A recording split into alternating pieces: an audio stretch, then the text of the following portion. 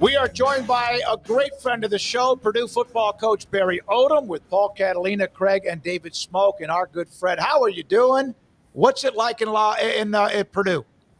Great to see you, Smokey. Hope you guys are doing great. I was joking here with our sports information director that the advertisements had on Rudy's barbecue. It made me feel like I was pulling through Tyler, Texas back in the day on the way to Gilmer, then running up to Texarkana and hit the triangle there, then head down south. Everything's going good, buddy. We're so excited for this first game just to get it kicked off. You know, we put a lot of work in the last 8 months. Our kids have building the organization on what that looks like, and then, you know, putting the roster together for this first opportunity and first year.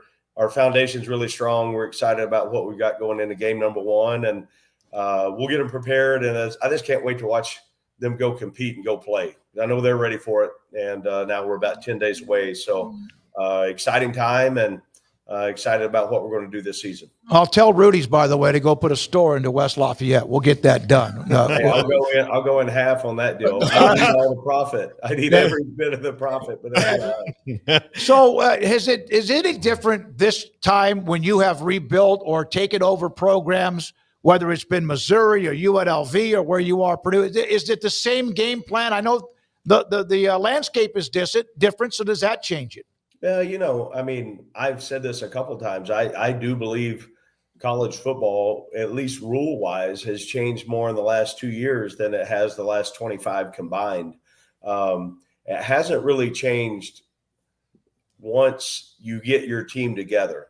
Okay, it's then structure and discipline. I don't know that kids have changed that much. I really don't. You love them, you mentor them, you coach them hard, you give them a platform to be successful. I think all the other people around them have changed some on what that looks like. But we've got a really good thing started here.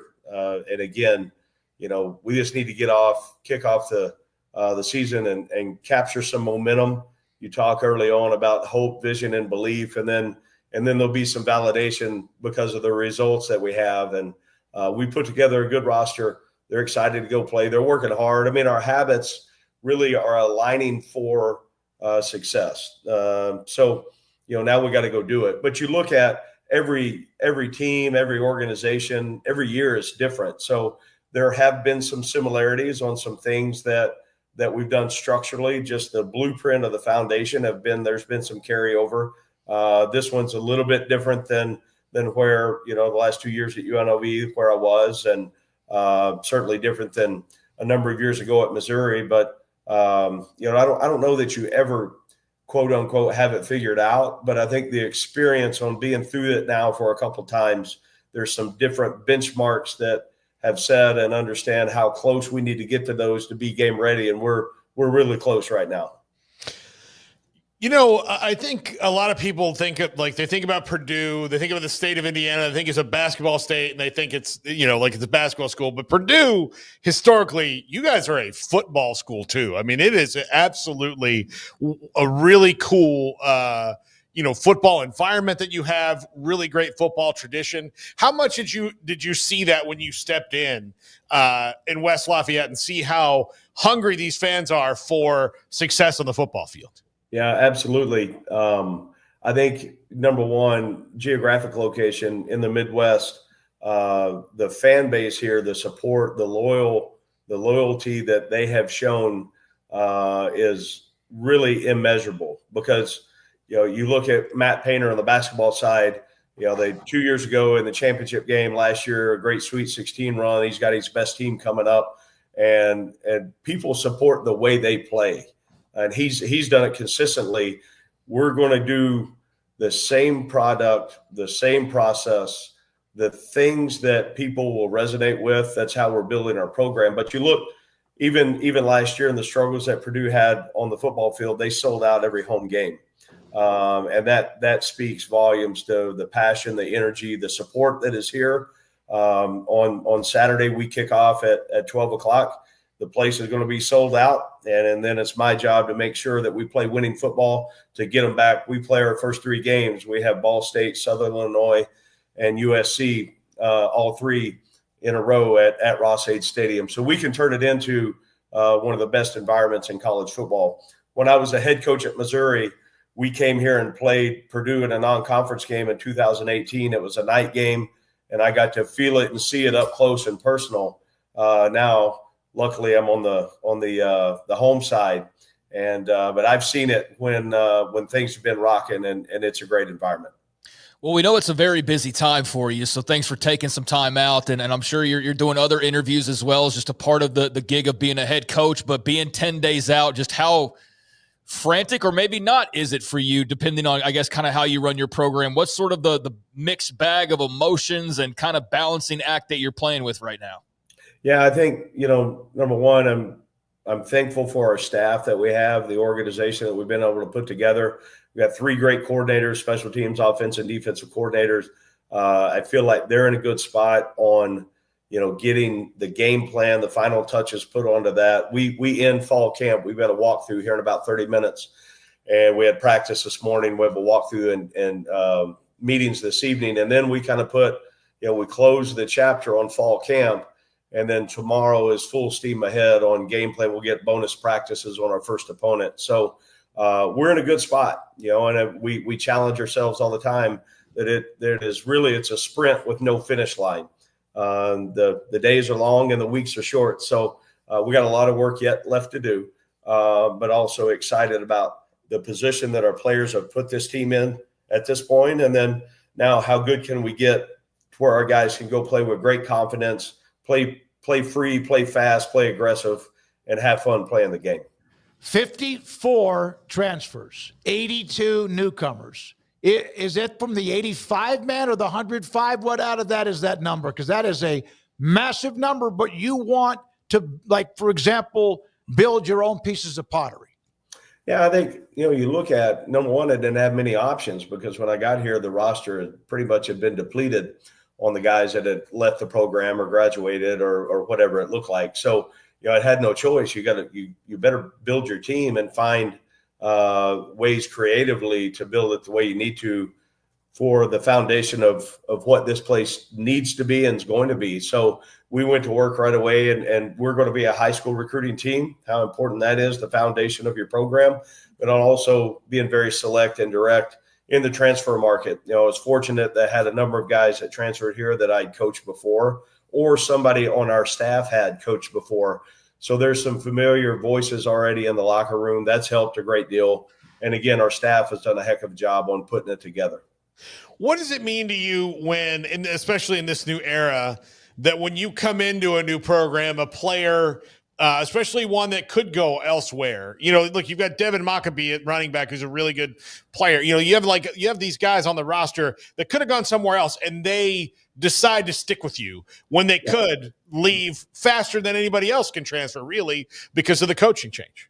Yeah, I will remember the guys that decided to stay forever will be connected. And I feel a great, deep ownership and responsibility to make sure that their experience is the best one and most rewarding that they could possibly have through the game of football. So that's at the forefront of my mind to make sure we do everything they can. And they've helped, man. We set a standard and an expectation of what it looks like every single day. And they've been a strong voice to help us get it turned the way it needs to. You've been around a while, so you've seen and coached against, or you've seen big places and coached against great foes and all of that. But anything particular stand out when you think about playing in the Big Ten now? Any, friendships that you guys are going to face this season, or places maybe you haven't been before, or places you've been before that you really enjoyed? Yeah, I think, fortunately, we've been in a lot of great arenas over the years. And, from a night game winning in Death Valley, Baton Rouge, that was a big win. Playing at Kyle Field under the lights there, so you go back to Nebraska, the Big 12 days, playing those games. So, kind of unmatched environments across college football. I've been in had not coached in this league. I was the only new coach out of the 18 schools this year. So there's a lot of newness for me. Over the years, I've coached in a couple of non-conference games. We played at Michigan when I was at UNLV. When I was at Missouri, we played Illinois every year early on, kind of a week 0 or week 1 game. So as you said, the longer, and I don't know if you were calling me old or if I've just been in the business for a while, but Experience. You gather friendships throughout the business and relationships. And the one thing, we've had a number of Big Ten meetings, and the guys have been awesome. I mean, the other coaches, and I know we're fighting against each other, and we're very, very competitive. But Dan Lanning at Oregon and I go way, way back. I've known Brett at Illinois. We've known each other forever, it feels like. So there's a lot of familiar crossways, for me in the league. And I got great respect for the coaches in this league. And then I think from a roster standpoint, we went to a deep dive on looking at our opponents once we got the job here, and it's from top to bottom, it's a great, great league. By the way, that was Craig Smoak, not David Smoak, who brought up your age or experience. I heard it. Smokey, I heard it. I also heard the complaining about the $800 bill you had in Vegas. That's not my fault. You know whose fault it is? He's one of them, and a couple other guys. By the way, it was spectacular, though. It was spectacular. The place I sent you, everything that I ever got there was free 99. So I don't know what you didn't pull out that card. Yeah, we should have had you call ahead. By the way, that's where they could have easily filmed The Sopranos, too, that place there. I'll just tell you, the sommelier got me. I mean, he came up, and I was like, well, I got to. He asked if I want to try some wine. I got to have the full experience here, Hey, it was a great place, a great experience. There's been some bad things happen in that restaurant. There's no doubt. See, that's the best kind. From some people who could never tell the story. You're the one, and you and I have talked about this, and you gave me way too much credit about Sean Weatherspoon at Jasper, who ended up being a phenomenal All-American at Missouri, and then, of course, in the NFL. You have the ability to find some of the diamonds in the rough. Is that still one of your special traits? You know what is amazing? So I worked for Gary Pinkel for so many years, and his evaluation process is how we are recruiting in the high schools today. And it's still, if you put in the work, there's great players out there. You just got to go find them. And then you never know where the connection's coming from. Whether it's Sean Weatherspoon, we had Denario Alexander from Marlin, Texas. The list goes on and on of guys that maybe were under recruited for whatever reason, or a 2-star or maybe a 3-star that didn't, for whatever reason didn't work out.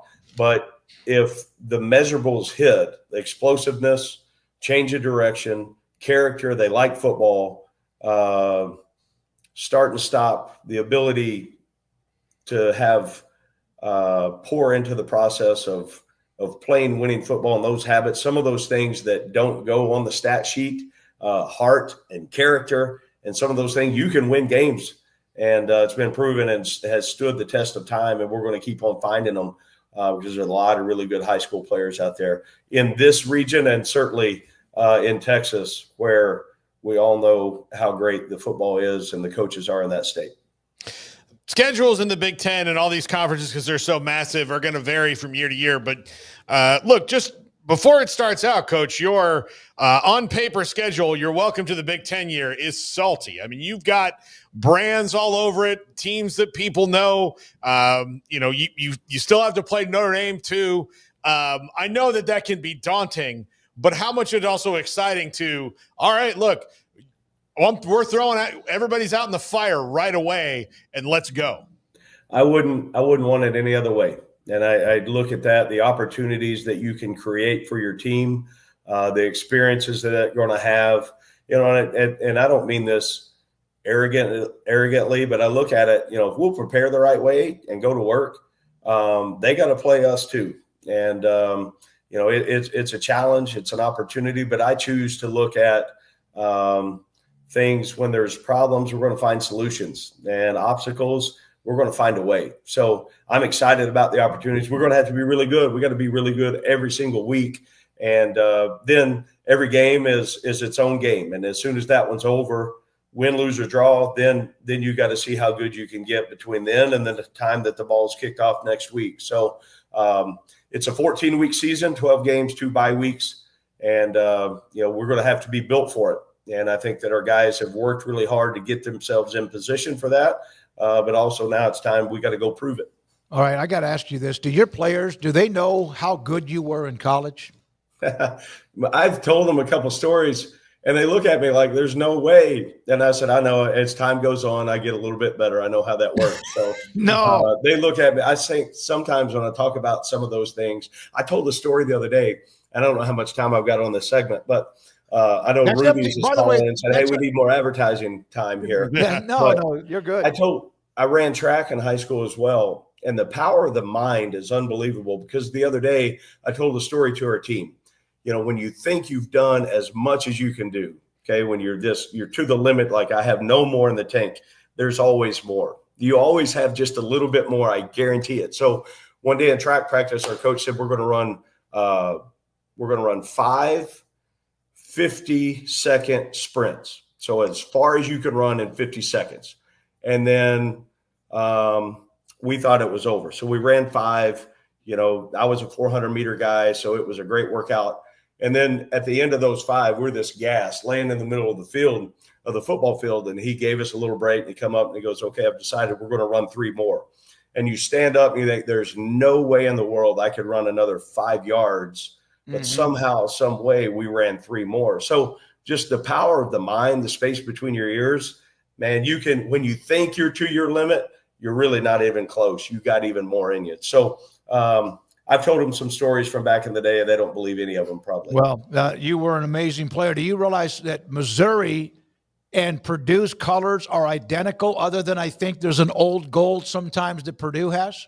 Purdue is old gold and black. Yeah. And we have held true to those colors, and what a great color scheme it is, man. It is. It's beautiful. Last night, we had a student orientation in the stadium, in Ross-Ade Stadium. There were 10,000 freshmen in there, and they were decked out, and it was loud, man. So we're going to have 60,000 there next week, and I just can't wait. It'll be black and old gold heavy. Yeah. Hey, man, thank you. We consider you a great friend. I do, too, from all the years of when you recruited Texas and now what you need to do to get Purdue where you want them to be. Thank you so much. Good luck. We'll maybe check in with you again down the road this year, but have a great, great rest of the week. Appreciate you guys. Take care. Thank you. Barry Odom of Purdue played at Missouri. He was a phenomenal player. And also at Missouri, where he went back to coach his alma mater, UNLV, started out as a high school coach in Ada, Oklahoma, as an assistant, and then eventually went on to be a part of his alma mater. Was at Memphis for 3 years, too. Arkansas for a couple of 3 years. Hell of a player in Barry Odom.